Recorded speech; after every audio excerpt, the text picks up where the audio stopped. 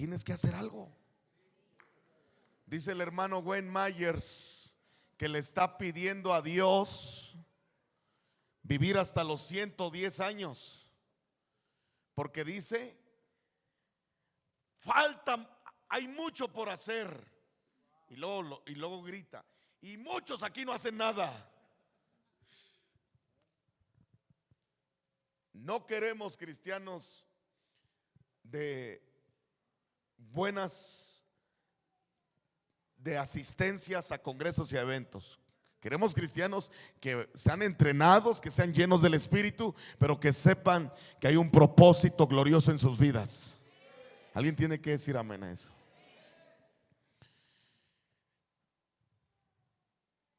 Y mientras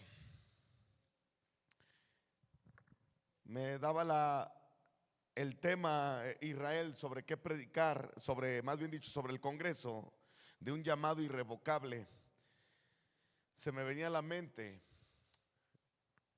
algunos textos que quiero compartir con ustedes. Y realmente lo que intento con esta enseñanza es como que animarte a que tú y yo no menguemos en ese deseo de ver que alguien de nuestra casa le sirva al Señor.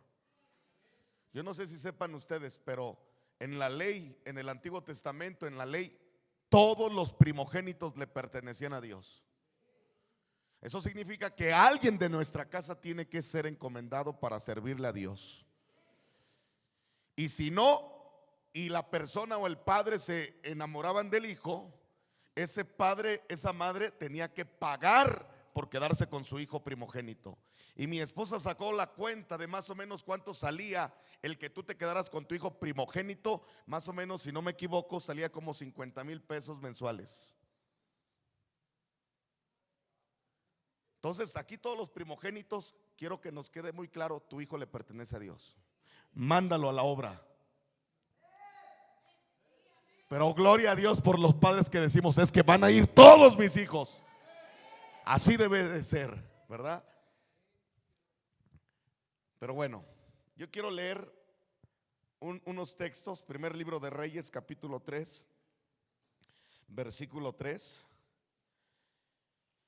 Y quiero tratar algunas cosas que percibo en mi espíritu compartir. Primer libro de Reyes, capítulo 3, versículo 3. Dice de la siguiente manera: mas Salomón amó a Dios, andando en los estatutos de su padre David, y solamente sacrificaba y quemaba incienso en lugares altos. Yo quiero que levante sus manos y ore unos minutos conmigo. Señor, háblanos con tu palabra. Señor, direcciónanos, y lo que hemos recibido antes de esta predicación y en la primera predicación, ayúdanos, Señor, no solo a atesorarlo, sino a que esta palabra se haga una realidad en nuestro caminar y en nuestro vivir, en el nombre poderoso de Jesús. Y dice este versículo algunos principios que solo quiero mencionar como una forma de conectar a un punto. Y el tema es que Salomón está en la escena de tomar una responsabilidad difícil, compleja. Y yo creo que muchos de los que estamos aquí debemos entender la responsabilidad que tenemos por el simple hecho de ser llamados cristianos. Y hay una responsabilidad que todos aquí tenemos por delante, y es mucho más que congregarnos. Y qué bueno que seamos fieles en nuestra vida de hacer iglesia, pero México tiene que transicionar, nuestros corazones tienen que transicionar a no solo tener un cristianismo básico de nada más congregarnos y asistir a los congresos y recibir fuego. Y me encanta que tú tengas esa vida apasionada y disciplinada, pero creemos que Dios quiere jalar a México para que entre a un sentido de responsabilidad. Y en esa responsabilidad se encontraba Salomón, y él sabía que ahora le tocaba a él a él ahora ser rey y ahora empezar a coordinar, dirigir, direccionar a todo un pueblo. Y sabía el peso y sabía la responsabilidad. Y tú y yo entendemos que Dios nos ha llamado a ser reyes y sacerdotes. Y quiero que entiendas que tu casa, nuestra familia, tu matrimonio y nuestros hijos requieren que tú y yo seamos entendidos en la dirección que Dios quiere trazar para nuestros propósitos. Pero de pronto, como que bien lo dijo Marcos, como que de pronto este cristianismo ha sido domesticado y ha sido centralizado a un concepto de que la meta es tener un matrimonio feliz, que la meta es tener una familia feliz. Y como si esa fuera el objetivo del cristianismo, cuando la intención del cristianismo es que tú y yo entendamos el precio que pagó Jesús en la cruz y tengamos ahora el entendimiento de la responsabilidad que nos demanda el evangelio. Buenas nuevas, buenas noticias, vivir para Cristo, predicar de Cristo, entender que toda la habilidad que tengamos, mente, fuerza, creatividad, recursos, sí o sí los tenemos que invertir en el reino. Los tenemos que invertir en la obra. Los tenemos que invertir para que la obra siga avanzando. Y no solo me refiero a temas financieros, me refiero a planes de alcance. Porque me saca de onda cuando escucho de empresarios que son tan creativos para conquistar en sus negocios y no los ves involucrando su creatividad en la obra de Dios. Cuando esa habilidad que tienes es clave para que los niños, los jóvenes y más gente venga al conocimiento de Cristo Jesús. Métele fuerza, métele esa vida, métele esos años. Y Salomón entendía la responsabilidad. Y él entendía que tenía que caminar en los estatutos de su padre. Porque hubo alguien que le modeló el cómo tenía que enfrentar esa responsabilidad para conectarse con Dios y poder comprender el por qué y para qué era cristiano. Me encanta porque, aunque no es el tema, dice esta frase: mas Salomón amó a Jehová. O sea, debe de haber un profundo amor por Dios. Debe de haber un profundo amor por Dios, un profundo amor por la presencia de Dios, por todos los intereses de Dios. Porque cuando habló Jesús y dijo esta frase: en los negocios de mi Padre me es necesario estar, yo veo amor de un hijo a su padre.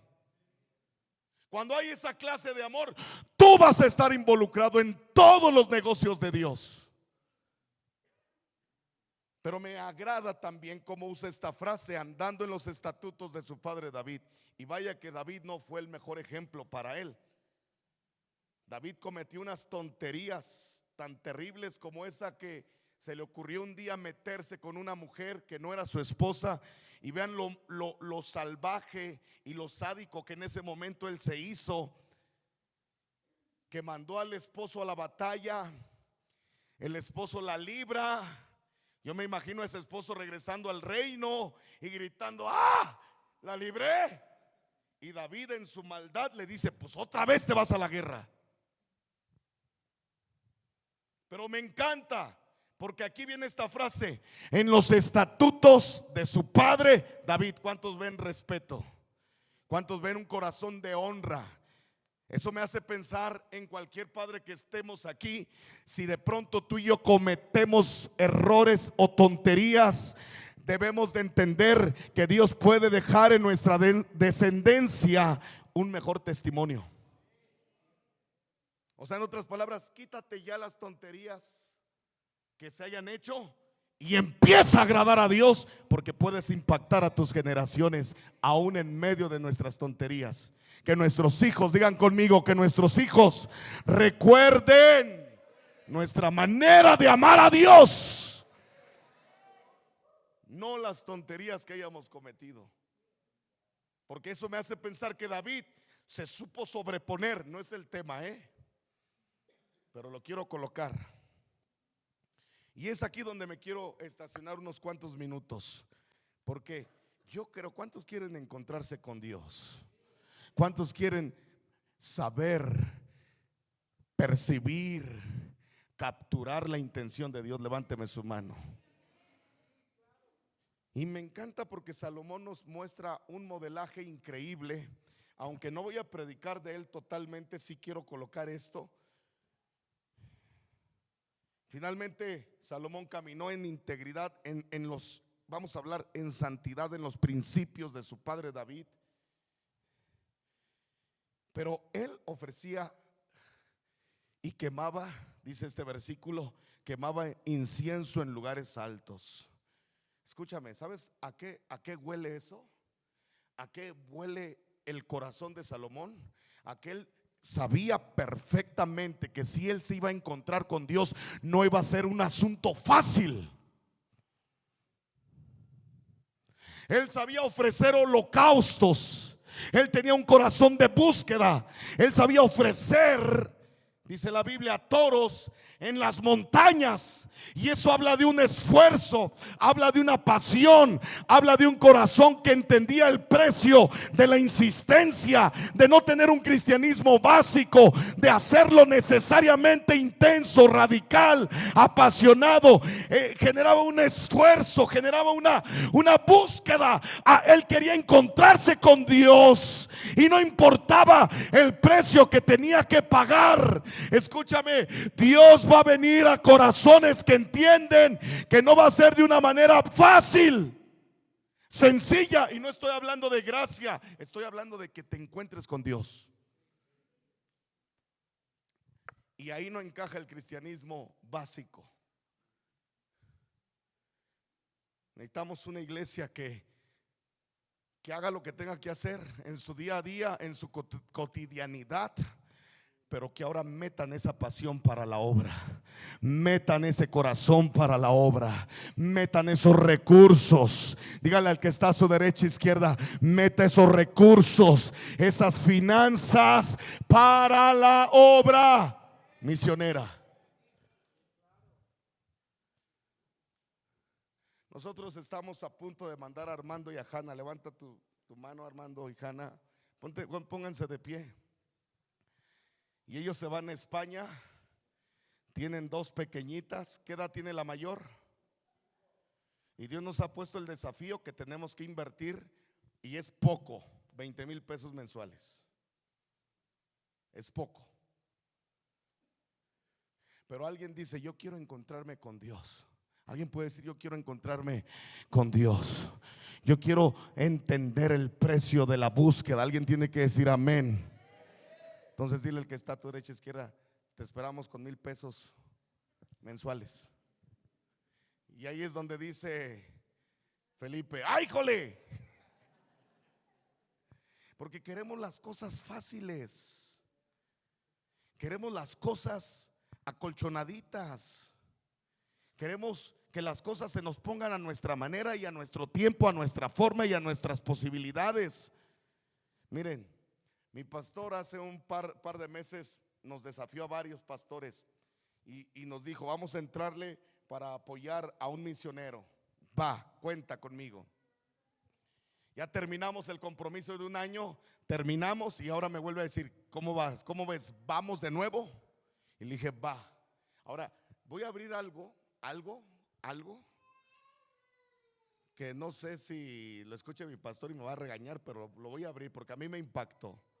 ¿Saben ustedes que él enfrentó el momento más difícil de gastos por el tema de doctores, de hospitales? Y nos pusimos de acuerdo un grupo de pastores para estarle apoyando, enviando una ofrenda mensual que no iba a solucionar nada. Y la empezamos a hacer, y a la tercera o a la segunda mensualidad me dice: ya no me den nada, mejor todo ese recurso vamos a mandarlo a un misionero. ¿Quién, atravesando un desierto, y con necesidades financieras sigue pensando en la obra misionera.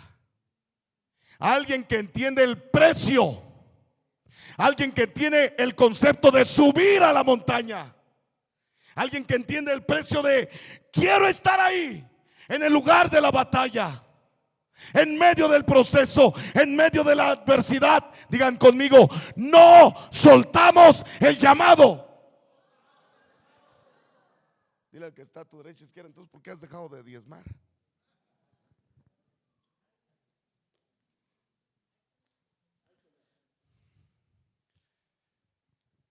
Mis amados hermanos, ¿cuántos de los que están aquí, no levanten sus manos, tienen esa carga de apoyar a la iglesia para apoyar misiones?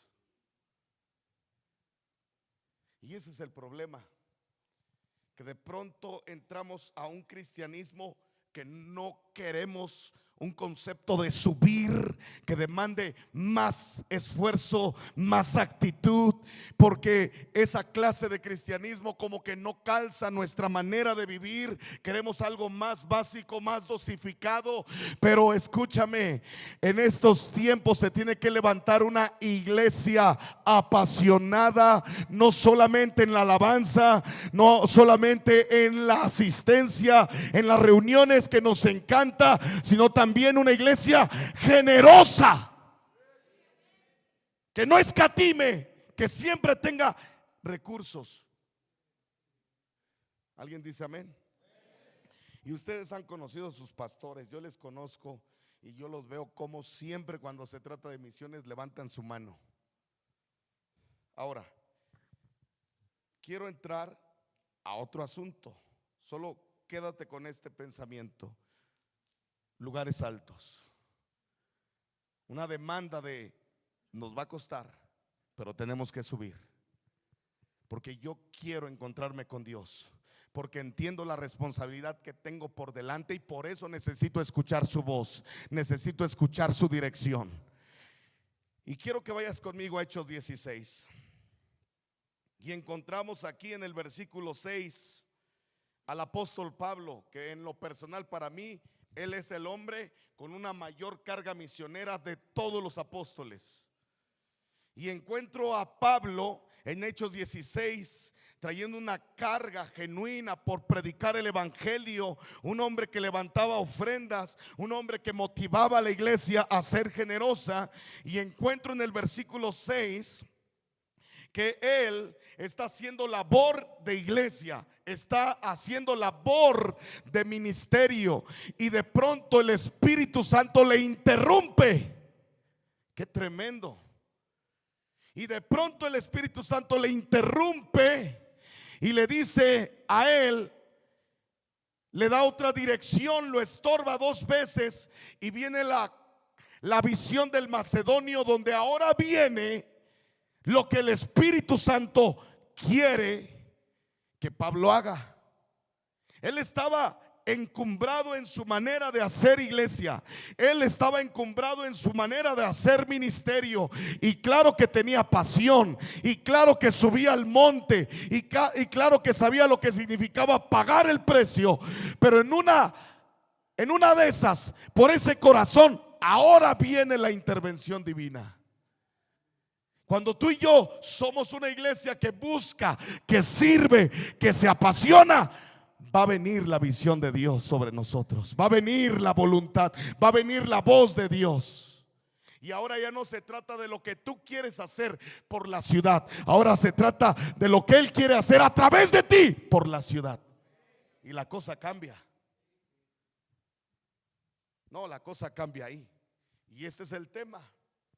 El mismo mover del Espíritu Santo de Hechos 2 fue el mismo mover del Espíritu Santo de Hechos 6. El mismo mover del Espíritu Santo de Hechos 6 fue también el mismo mover del Espíritu en Hechos 13. ¿Alguien dice amén? Y me encanta porque llegamos a esto que voy a empezar a leer, Hechos 24.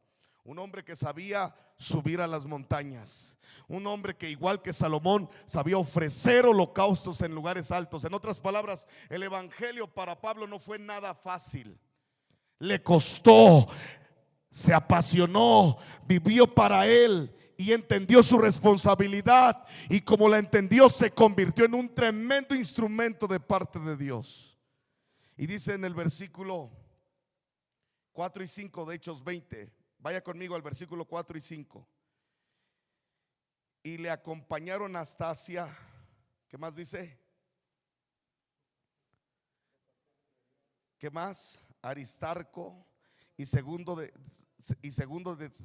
¿qué onda con ese nombre, va? Gallo de Derbe y Timoteo, y de Asia Tíquico y Trofimo. No te pases. Esto sabiéndose adelantado, que dice, nos esperaron en Troas. ¿Sabes cuántos viajes misioneros tuvo el apóstol Pablo? 3. El primero fue con Bernabé, el segundo fue con Silas, y el tercer mover que desató Pablo fue con Apolos. El primero, Bernabé significa consolación. El mover misionero va a traer consolación. Por eso el diablo quiere frenar el mover misionero. No quiere que nazca, que emerja, porque una vez que sale y se desata, viene un mover de consolación donde quiera que se plante ese ministerio. Y después viene el de Silas, que fue la guerra ahí con Bernabé, porque no quiso él llevarse a Marcos. Y eso trajo un proceso. Y no me quiero estacionar en esta frase, me quiero estacionar en la frase de Apolos.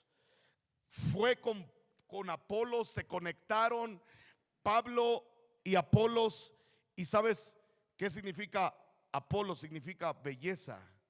Y en ese mover que ya traía Pablo, él empezó a desatar gloriosamente un mover misionero hermoso. Y a poco no, cuando vemos misioneros que están levantando una obra preciosa en algún lugar, si o no utilizamos esta frase, qué obra tan hermosa están levantando en ese lugar.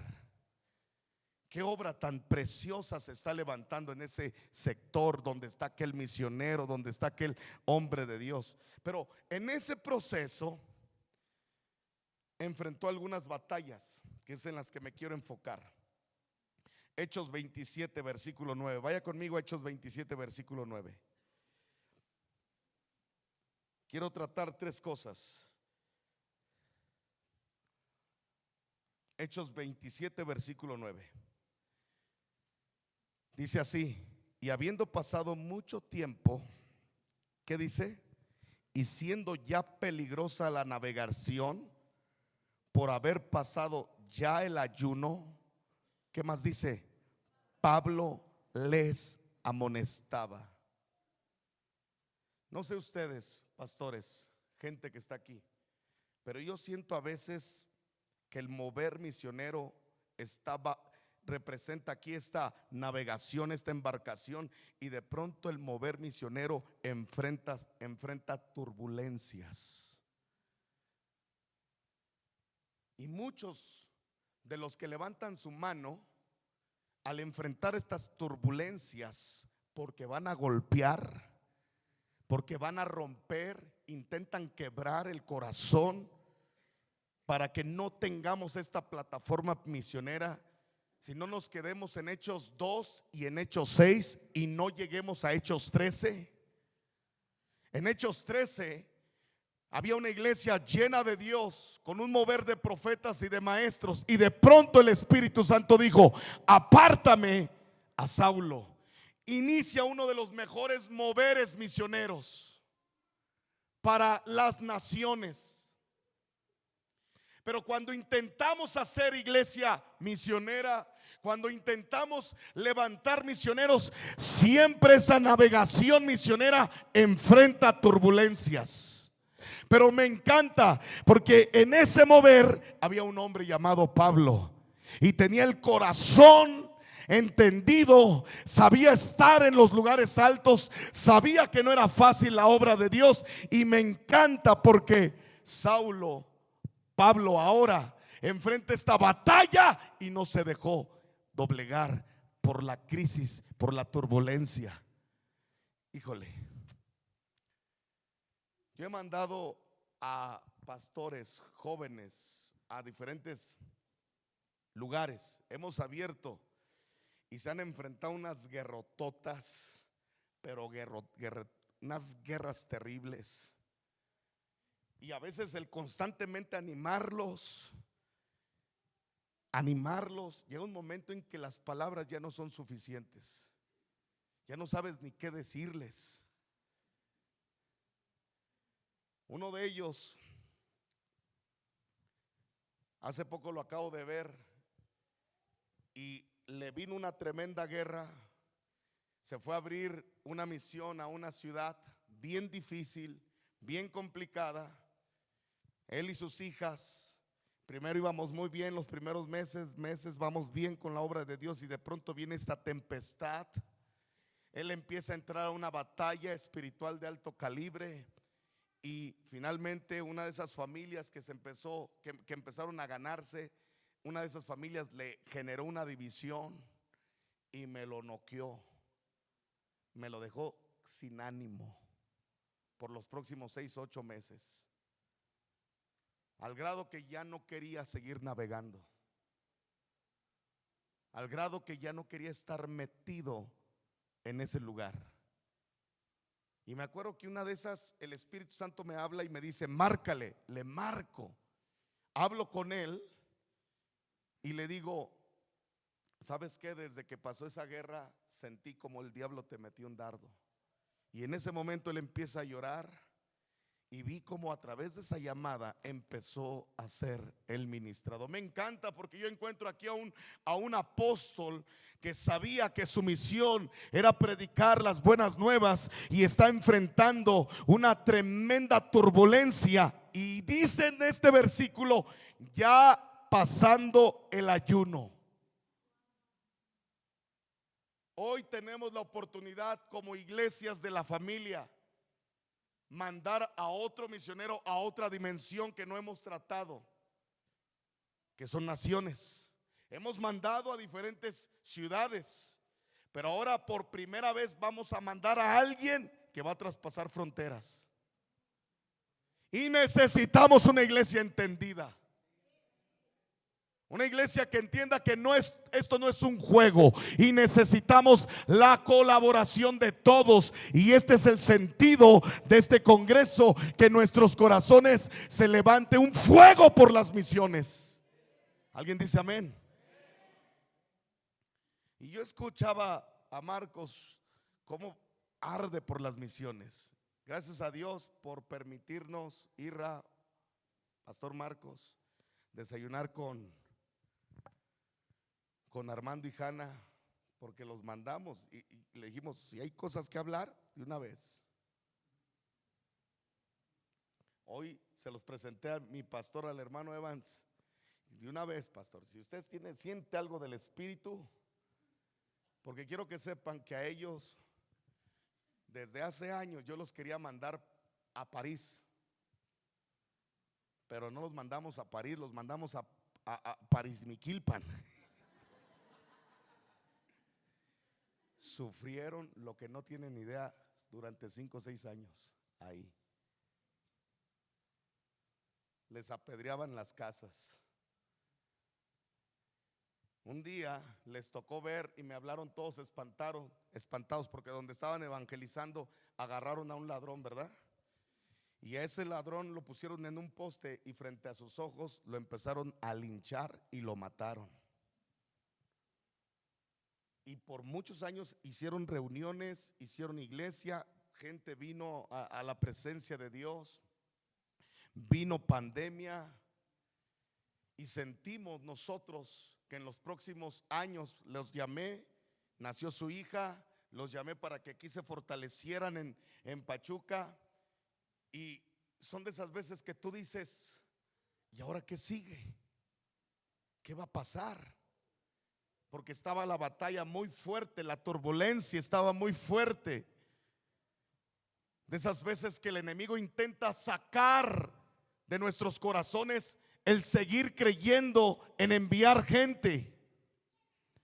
Pero me encanta porque Pablo no perdía la búsqueda. Y dice este versículo: y terminando el ayuno, me encanta lo que sigue, Pablo les amonestaba. En plena turbulencia él seguía trayendo la voz. Pero mira lo que dice el versículo 11, Hechos 27, verso 11. Pero el centurión daba más crédito al piloto, a la realidad, y al patrón de la nave, que a lo que Pablo decía.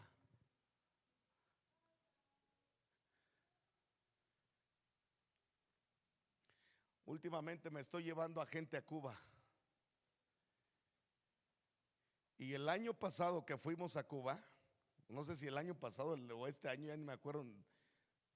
El tema es que la primera vez que fuimos fue una guerra violenta, pero salvaje. Nos quedamos en un mismo cuarto, como 7, 8 personas. No sé si en ese cuarto también te quedas tú conmigo, Israel. Y nos quedamos y era una guerra de roncaderas, Dios mío, que yo me preparé militarmente y llevé unos audios de ronqueras grabadas de YouTube, las bajé y dije: el que quiera que ronque aquí le va a poner esto en su oído. Y se los puse a uno de los que más roncaba, y así se cayó. Todos los días dormimos en el suelo. Fuimos con el deseo de jalar a la iglesia, de despertarla. Te puedo contar historias que nos pasaron tremendas, pero una de esas que nos pasó es que éramos 12 o 13, algo así, y me dice, me llega una notificación al celular de que nos cambiaron los vuelos. Salíamos el viernes, creo, o el martes, ya no me acuerdo de qué día, y nos mandaron como 5 días después. Y yo estaba tranquilo. Empezó la turbulencia y yo veía el rostro de varios que iban conmigo, todos sudando, el trabajo, el negocio, la empresa. Y había uno que es maestro, que no vino ahorita, ¿verdad? No vino, pero le dice a Armando: oye, ¿qué crees? Que acabo de ver ahí en una escuela cubana que hay vacantes. Y el otro le responde y le dice: no estoy ahorita para tus chistecitos, Total, quiero que sepan que Dios me da una instrucción, porque en medio de la navegación misionera siempre va a haber turbulencias. El diablo va a querer frenar el fuego misionero que Dios está sembrando en tu corazón. Pero me encanta porque esta batalla se enfrenta con oración y con ayuno. Y Pablo lo entendía perfectamente, y él ponía a la gente a ayunar. Uno de los pastores que mandé a un lugar con sus guerras y batallas me habló un día y me dice: es que y el Espíritu Santo me da esta palabra y se la suelto: ¿con cuánto tiempo has enfrentado esto en oración? Y le vino una dirección del Espíritu. El tema es que el Espíritu me da una palabra y les digo a los que iban conmigo: vámonos a plantarnos ahí en el aeropuerto y nos tienen que sacar el día que tiene que salir el vuelo. Y llegamos y no nos pelaron. Pero hubo un momento donde nos formamos en la fila y yo me paro en la primera fila, y aquí está Israel que sabe que no estoy mintiendo. Llegan dos brujas, ¿verdad? Dos santeras, y una se para detrás de mí y otra enfrente de mí. Y uno de mis colaboradores se da cuenta.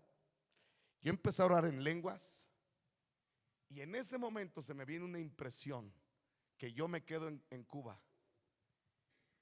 Me quedo y tengo una visión de que me voy a un hotel y estoy ahí acostado y llegan 2 demonios de esa ciudad. Y me decía el Espíritu: vas a pelear contra estos 2 demonios. El tema es que estoy ahí, y de los 15 que íbamos, empiezan a darles boletos a cada uno de los que iban conmigo, menos a mí. Faltaban 20 minutitos para que saliera el avión, Y los últimos 4, a esos 4 le dan boletos y menos a mí. Faltaban 5 minutos.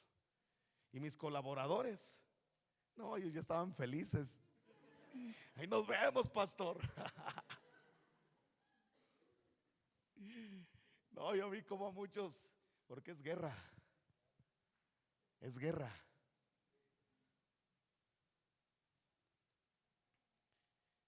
Pablo va en esa dirección y enfrenta la turbulencia. Más adelante enfrenta la tempestad.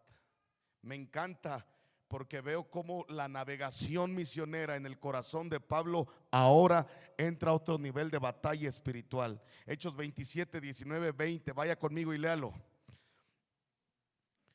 Dice: y al tercer día con nuestras propias manos arrojamos los aparejos de la nave. ¿Qué más dice? Y no apareciendo ni sol ni estrellas por muchos días. Una opresión sobre el llamado, sobre el ministerio. Y aquí sé que hay gente que ha hecho iglesia y ha hecho ministerio, y tú sabes que esto se parece mucho a la realidad ministerial, que de pronto no vemos nada de luces. No se asoman las estrellas, no hay sol por muchos días. Y acosados por una tempestad no pequeña, era grande la tempestad. Mira lo que dice este versículo: ya habíamos perdido toda esperanza de salvarnos. Qué tremendo, ¿verdad? Yo ese día en Cuba no perdí esperanza porque sabía que Dios me estaba dando una dirección. Yo lo único que le decía al Espíritu: nada más dame fuerzas, porque estaba súper acabado. Antes de eso, antes de esos días, resulta que un pastor nos intercepta, agarra a Israel, me agarra a mí y nos dice: denme un día y les voy a juntar hombres para que vayan y les prediquen. Israel y yo dijimos: pues vamos. Ese día a las 4 de la mañana el pastor, yo vi cuando le entra la llamada y le cancelan un camión donde iban a llevar a todos los cristianos cubanos hacia ese congreso. Y él a las 4 de la mañana lo vi que salió y le dije: ¿a dónde vas? Y dice: voy a buscar ahorita un camión. Creo que fue a las 5 de la mañana. Y a las 6 de la mañana, 5:30, regresó con un Torton, uno de volteo, y nos dice: ahora nos vamos todos aquí en este camión. Y yo me fui con playerita, pues es Cuba. A las 6 de la mañana traíamos un friazo en La Habana y venían todos los cubanos, los viejitos cubanos, venían parados. Y me dice el pastor: vas a viajar como viajan los auténticos cubanos. Llegamos y predicamos en una iglesia de lámina, un solazo brutal, un solazo brutal. Y yo después de mi predicación ya estaba ronco. Y nos regresamos de nuevo en pleno solazo, ahora sí cubano, en el Torton. Y teníamos que llegar a otra iglesita, de las iglesias que están debajo de los tipos como Sedoria, estos condominios. En esa zona hicieron las iglesias debajo de los condominios, porque es la única manera de guardar silencio para que no sean reportados. Y teníamos que llegar, yo andaba ronco. Pero escucha, estamos predicando ese día en esa iglesia de hombres, y yo nunca había visto tantas miradas con tanta desesperanza. Una mirada secuestrada estás predicando con todo y ves las miradas de los hombres. Una desesperanza. Pero gracias a Dios, porque Dios nos dio la gracia, nos dio el favor. Dios vino, Dios tocó los corazones, y en especial tocó el corazón de la pastora, de los hijos. Israel abrió el testimonio de cómo él enfrentó el proceso de separación con su padre. Y no sabíamos que el hijo de la pastora estaba en una desesperanza y en un dolor porque no se pudo despedir de su padre. Y vino Dios y tocó el corazón del hijo y tocó el corazón de la pastora. Y después ellos nos dijeron: tienen que volver a venir, tienen que volver a venir. Y les dijimos, está bien, pero que sea en otra fecha, porque traemos estas actividades. Y nos dijeron, está bien. Cambiaron el congreso donde querían que viniéramos en las primeras fechas a la fecha que nosotros les dimos. Y no tuvimos opción que regresar. Yo no quería regresar porque es una batalla, porque salimos presionados, agotados. Imagínense. Ya gracias a Dios en esa ocasión que salieron todos a los 10 minutos, 5 minutos, 7 minutos, no sé ni cuántos minutos, me dicen, ya aquí está su boleto. Usted va a salir, pero lo van a acompañar los soldados de aquí del aeropuerto. Porque si lo pasamos para que presente su pasaporte y haga toda la rutina que se tiene que hacer, no va a alcanzar el vuelo. Entonces me van acompañando estos soldados del aeropuerto y le van diciendo a la gente, él tiene salida oficial, diplomática, él tiene salida diplomática. Salí como un embajador de Cristo. Esto para mí significa mucho. Después, si tengo chance, se los cuento. Pero el tema es, sí, lo que pasa es que estábamos en un congreso en un viaje anterior y había una santera en pleno culto. Y yo vi cómo la santera se metía en la reunión y empezaba a hacer un montón como de hechizos. Y yo veía a los pastores y yo les decía, ¿por qué no le dicen nada? Se sentía el ambiente tétrico, porque están acostumbrados a que eso sea tan normal. Y me acuerdo que me tocó a mí predicar y otra vez viene esta mujer y va a empezar y la paro en seco en el nombre de Jesús. Dije, te detienes. Azota a la mujer. Los pastores se acercan conmigo. Uno de ellos me dice, qué bueno que lo hiciste, pastor. Y voy a imponer manos y el Espíritu Santo me dice, no lo hagas, no tienes autoridad en la nación. Que pongan sus manos ellos. Y ellos pusieron su mano y ahí puse después mis manos en sus espaldas de ellos. Entonces para mí esa salida diplomática significaba Dios diciéndome, para cuando vuelvas entras en autoridad. Escucha, resulta que ya me sacan diplomáticamente. Estamos volando en el avión, ¿verdad? Sí, fue luego en la salida. Y le dije a Lirra, no dejes de orar, vamos orándonos en lenguas. Llegando aquí a México, va descendiendo el avión y de pronto hace esto. Gente alrededor de nosotros empezaron a vomitar. Paredes, el pastor que ustedes conocen, Ricardo, yo lo veía con el cubreboca y le digo, ya quítatelo.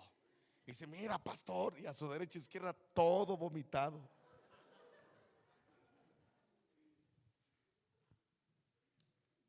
Ya después el piloto nos dijo que si no hacía ese movimiento chocaba con otro avión. No, fue una guerra, fue una batalla. Pero el tema es gracias a que tomamos el desafío, invertimos nuestros recursos, pagamos nuestros boletos, no les pedimos nada a nadie, les pedimos a las iglesias en esas semanas que se organicen, porque el Espíritu Santo nos dio la orden de llevar comida, de llevar alimentos. Y en esas 2 semanas alimentamos como a 1,500 personas entre las 3 iglesias, misiones, grupos de pastores que se reunieron.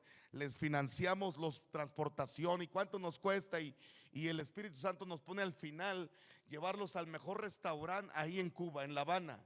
Y tenemos a los pastores y pidan lo que quieran.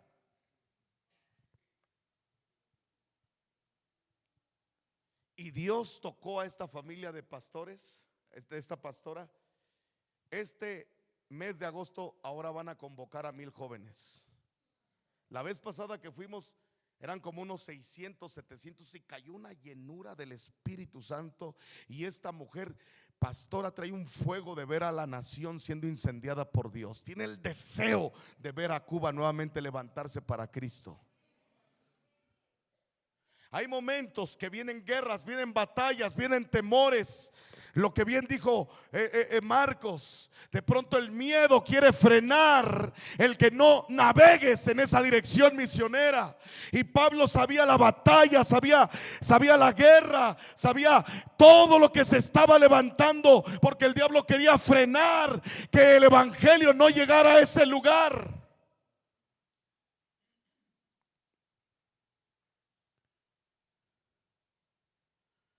Tenemos que navegar en esto con un llamado irrevocable, sabiendo que arde nuestro corazón.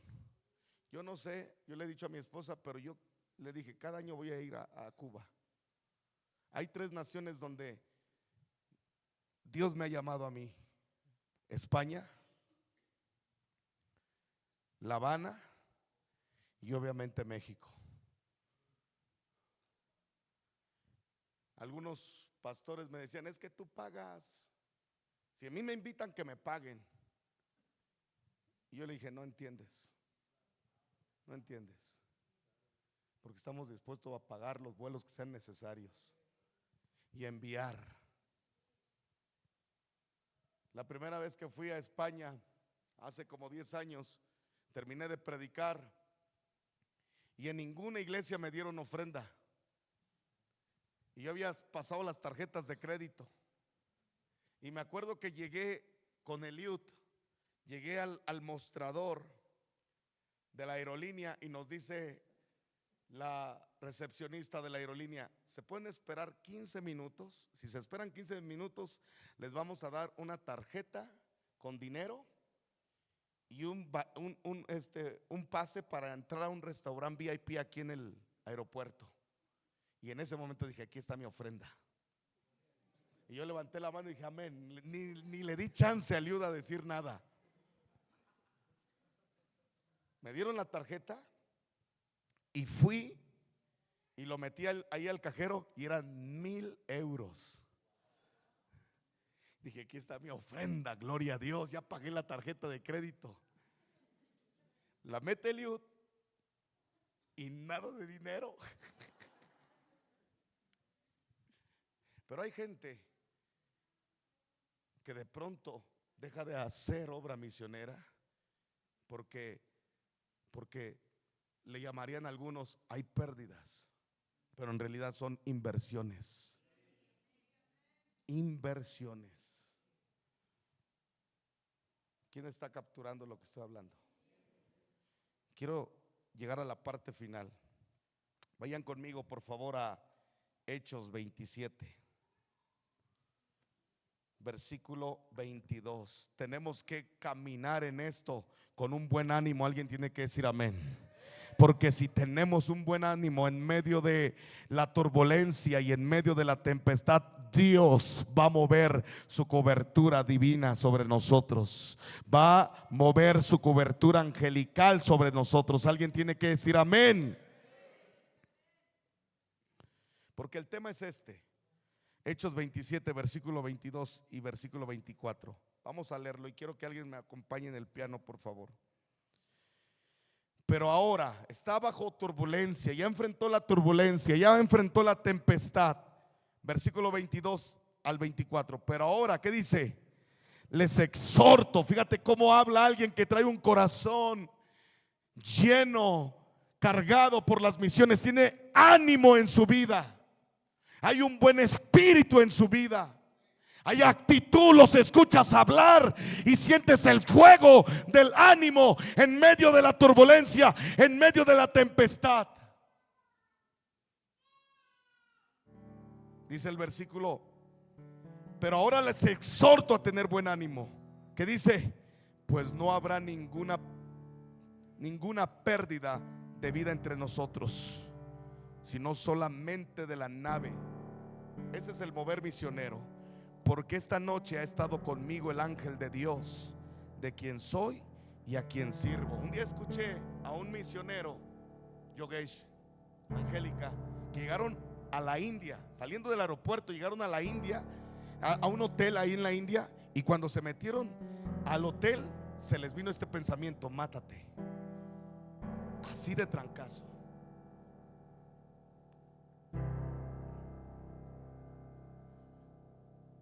Por eso no queremos ver corazones que vengan a ser amedrentados, desanimados por hacer la obra de Dios. Y no solo me refiero a obra de Dios en las naciones. Tú que trabajas con niños, tú que trabajas con jóvenes, tú que has sido enviado por tu iglesia local para emprender una nueva célula, una nueva misión. Viene turbulencia, viene tempestad, pero si tú tienes ánimo en medio de todo este proceso, tú vas a hablar así como habló Pablo: tengan buen ánimo, no se detengan, sigan. No, hombre, tú escuchas al hermano Evans, al hermano Myers, y sientes el espíritu del buen ánimo. ¿Qué no fue lo que les dijo Jesús a los apóstoles cuando estaban bajo viento contrario y cansados por hacer obra? Les dijo Jesús: cobren ánimo.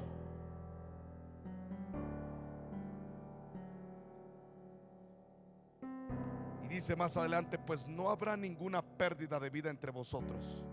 ¿Qué más dice?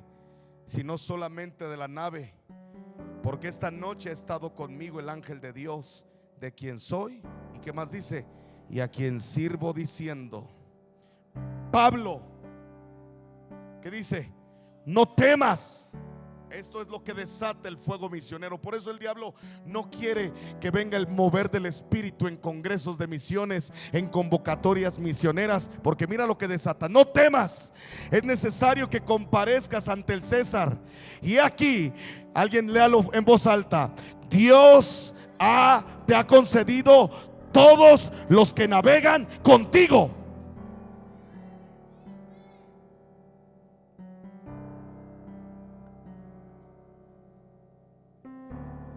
He ido a España y me encontré con un matrimonio misionero brasileiro. Y un día estaba yo en la casa de este matrimonio misionero, y yo escuchaba que entraba la llamada del teléfono y contestaban, y ellos decían: ok, sí puedo mañana. Y en una de esas prendieron el altavoz del teléfono y se escucha una voz diciendo: ¿será que pueda venir a limpiar mi casa, pastora? Y constantemente entraban las llamadas como que solicitándoles servicio de ser niñeras o ser limpiadoras de casa. Pastores, abogados profesionistas que renunciaron a su profesión, a su vida increíble en Brasil, y se fueron a pueblitos del sur de España, esta zona de Andalucía. Y yo le pregunté a los pastores: oigan, ¿estoy escuchando bien? Porque sospecho que les están pidiendo que vayan y la hagan pues de chacha. Y me dice: no, sí estás escuchando bien. Y le dije: ¿y luego? Y me dicen ellos: es que es la única manera de poder entrar a la casa de los españoles y poderles hablar de Cristo Jesús.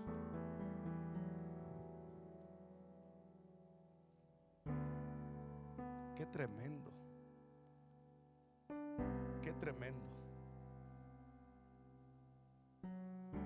A mí me impactó eso. Y me acuerdo que una de esas reuniones me terminó de invitar uno de los congregantes a su casa, y yo sentí al pastor un poco tímido, y me dice: oye, te acaba de invitar un empresario de la iglesia. Y ya le dije: pues órale, pues vamos. Fuimos, me senté en su casa y me dice este empresario: quiero hacerte una pregunta. Y antes de entrar a la casa de él, me dice el pastor: él nunca me ha invitado a su casa. Y me dice este empresario: quiero hacerte una pregunta. ¿Por qué vienes tú con jóvenes y con personas a este país? Y ya más o menos calculé cuánto te estás gastando en vuelos de avión, hoteles y comidas, y más o menos te estás echando unos ya ni sé ni cuánto, pero una lana. Dice, ¿por qué vienes? Y así como me la soltó, le dije, porque tu nación nos importa, porque tu gente nos importa, porque no es para nosotros un costo, al contrario. Y les meto la semilla a los jóvenes les meto la semilla de que en las casas donde se hospeden, al final del viaje me van a invitar a las familias a comer a unos buenos restaurantes, y ellos como mexicanos pagan. Y les voy a decir algo, ¿sabes qué les impacta a estas familias de estas regiones? Así que si tú lo invitas, ¡wow!, hasta se arreglan. No se van a creer. ¿Sabes qué les impacta? Que los invites a un McDonald's. En serio, un Burger King en los pueblitos españoles es ¡wow! Y me acuerdo que fui a predicar a una iglesita donde estoy a punto de predicar, y me dice el pastor, no hables en lenguas. A mi esposa predicó en una iglesia y le dijeron, no hables aquí en lenguas, porque el último pastor se fue diciendo que los muebles le hablaban, la sala le hablaba el ropero. ¿Sí o no te dijeron así? Y yo me acuerdo que estaba predicando con todo, con el fuego del Espíritu. Y este pastor, yo lo veía hasta atrás, así como que rechazando el mensaje. Y al final sentí la unción del Espíritu Santo. Y le llamo, ven pastor. Le digo, ven, yo no voy a parar esto. Si tú lo quieres parar, tú páralo. Y le pongo el micrófono aquí. Y él agarra el micrófono y dice, bueno, damas y caballeros, vamos a orar para despedirnos. Así cortó todo. Y hasta atrás, y lo tengo grabado para quien lo quiera ver, y hasta atrás grita una mujer, ¡ah! Y empieza a gritar, quiero recibir a Jesús. Cambió el ambiente. Una musulmana, sirviente de una mujer muy pudiente de ese pueblo. Y veo como una viejita de unos 90 años empieza a hacer eso. Y se azota. Yo dije, no, ya se murió esta viejita. Como pude, la levanté, la puse sobre sus pies después de un rato que estaba ella tocada por Dios. Y ella estaba así, la primer cristiana de ese pueblo, dueña de un aeródromo, de algo. Eso. La primer cristiana de ese pueblito. Y me empieza a decir, ya extrañaba al Espíritu Santo.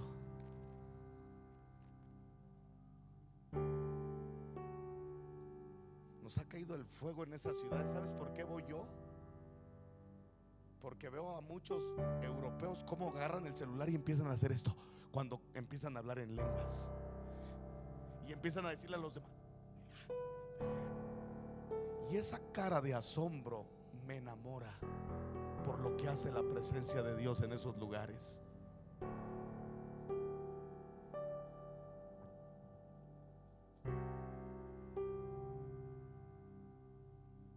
Ya no se pudo parar esa reunión.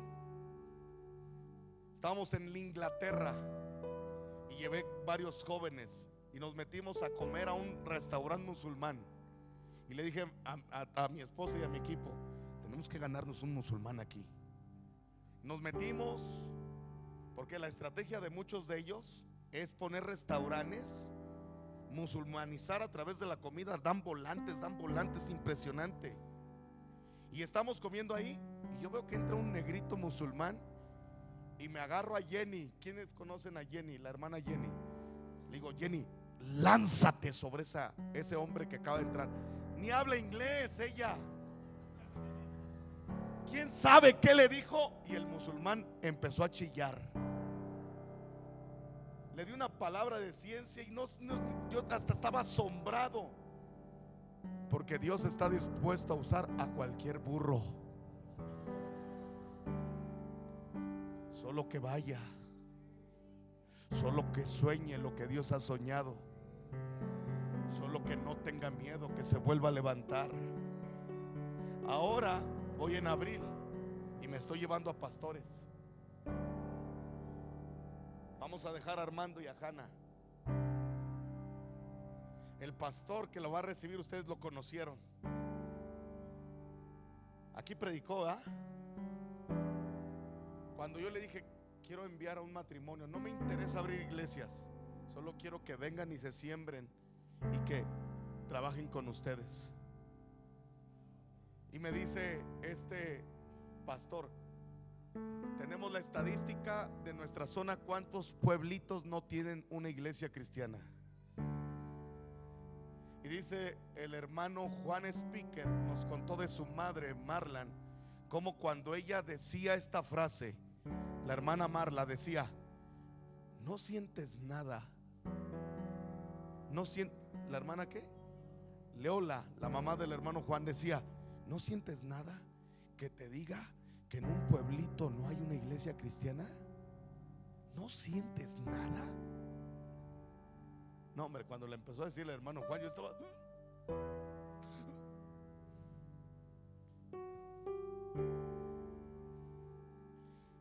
Quisiera multiplicarme en 1000.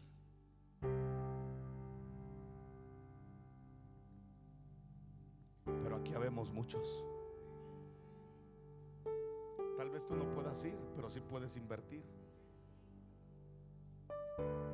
Tal vez tú no puedas ir, pero Dios pueda levantar a tu hijo. Fuimos a la administración de Andrés Brunson, el mártir de Turquía. Y ese cuate, mientras estaba predicando, yo estaba con mi mente, que no haga un llamado, que no, porque son de los hombres que dices, esto está muy serio. Ahorita como... Y resulta que hizo el llamado. Y veo a mis hijos que pasan. Dije, Dios mío. Y luego empecé a decir que no ponga sus manos sobre ellos, porque da miedo. Porque sí se siente el trancazo, el desafío.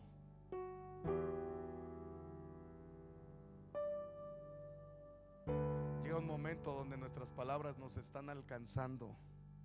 Tus palabras te están alcanzando, mis palabras nos están alcanzando.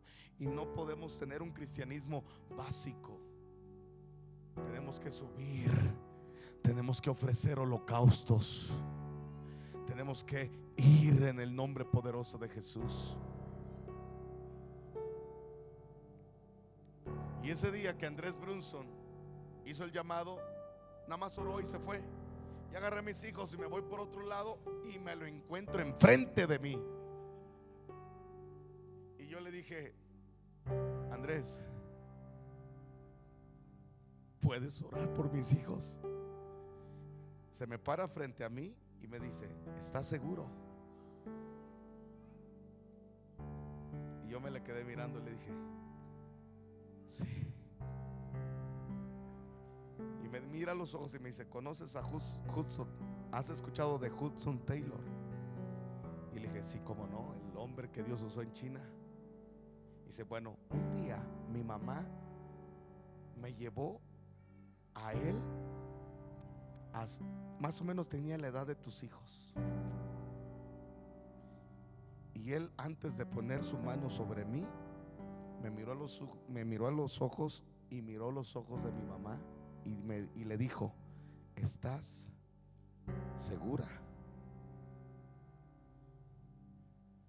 ¿Estás seguro de por qué estás aquí hoy? ¿En serio?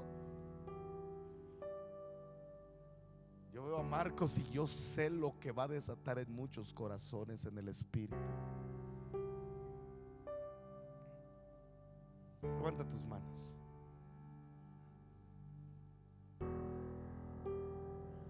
Deja que Dios te llame.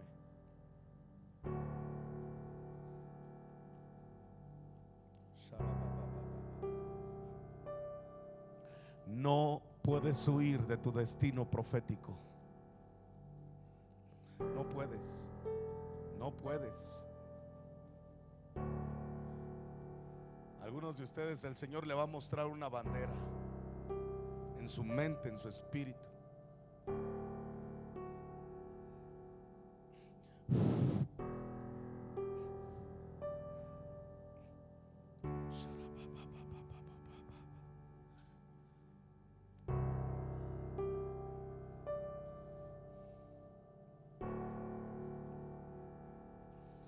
Gástate para Dios. Gasta tus fuerzas para Dios. Levanta tu voz, empieza a hablar en lenguas, porque estas son de las oraciones que no sé ni cómo las podemos orar.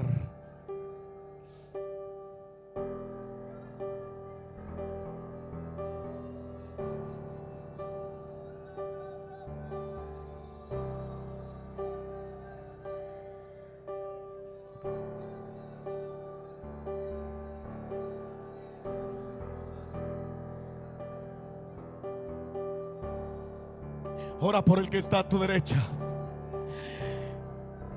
Ora. Si sientes orar por el llamado misionero en tu casa.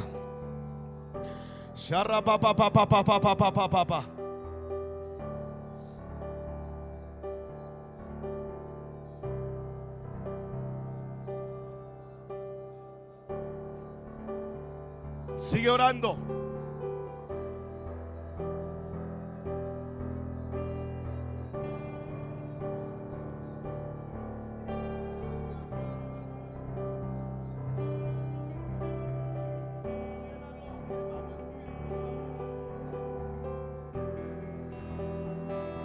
Métete, Espíritu Santo, en los corazones. ¿Qué vistes en Saulo de Tarso? ¿Qué miraste? Que tú mismo lo propusiste. Cuando yo te diga, vas a empezar a gritar: que arda mi corazón por el fuego misionero, que no se apague. Vamos ahora, levanta tu voz, pa.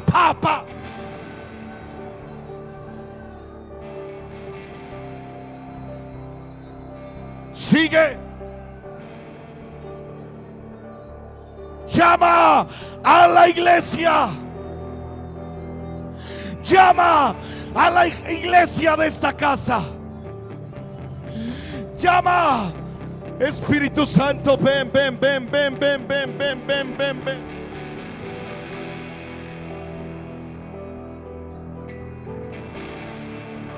Irra, si quieres imponer manos, ya veo a Marcos imponiendo manos. Puede ser que ellos oren por ti. Deja que el Espíritu Santo navee.